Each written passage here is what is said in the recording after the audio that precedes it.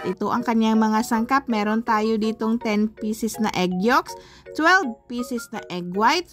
Bali 12 po lahat yung ating itlog. Kaya lang nag-less ako ng 2 pieces egg yolks para sa ating butter mixture. At ito naman yung ating pang butter mixture. So meron tayo ditong 10 pirasong itlog na yellow. Tapos naglagay ako dito ng 3/4 cup of canola oil. Paano ba i-measure ang 3/4 cup of canola oil? Simple lang.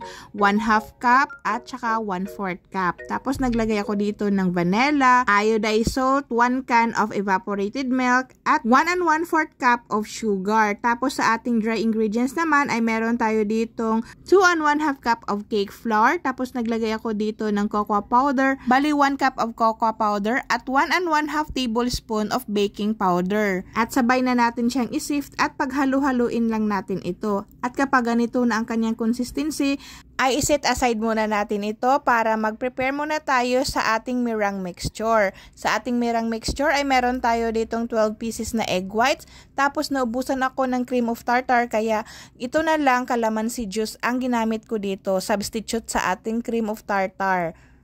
Then, i-whip lang ito hanggang sa mag-bubbles na. Kapag nakita nyong medyo foamy na siya, ay dahan-dahan na natin i-add yung ating sugar. So, kapag sinabi natin na sugar, so automatic white sugar yun ha. Kaya hindi na tayo maglagay pa dito ng white sugar or brown sugar. Pero kapag brown sugar naman, syempre, lagyan natin ng brown sugar, yung title sa ating sugar.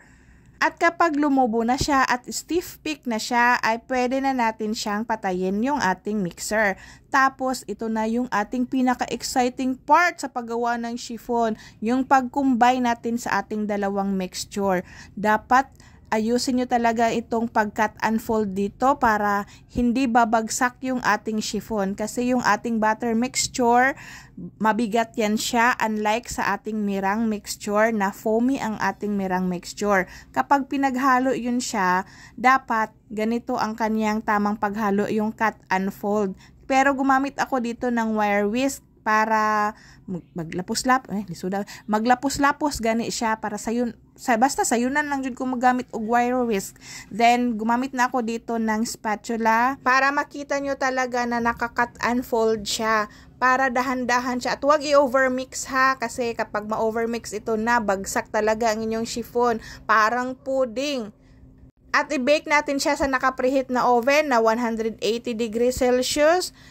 40 to 45 siyang nakabake. Then after nakabake, ay dapat sana itaob natin. Kaya lang, hugason pa manggutong ako ang kuan ba kanang wire, ayun, si tawagan na katong taobanan gay nako, cooling rack. So, tinagilid ko na lang siya. Then, after kong siyang tinagilid at lumamig na, nilagay ko na siya sa ref at nakabalot siya ng cling wrap. So, paspas kay itong video, no? So, dapat dalion lang po na to atong video kay dapat 3 minutes lang unta. So, naapatay mga uban pang mga video tutorial dire sa atong chiffon cake na ang niyang flavor kay mocha o vanilla, nasa tong private class. So, step by step po yung ating pagtuturo doon sa ating private class. Kung gusto nyo pang matutunan itong ating chiffon cake. So, yan lamang po ang ating for today's video. Thank you so much for watching and bye!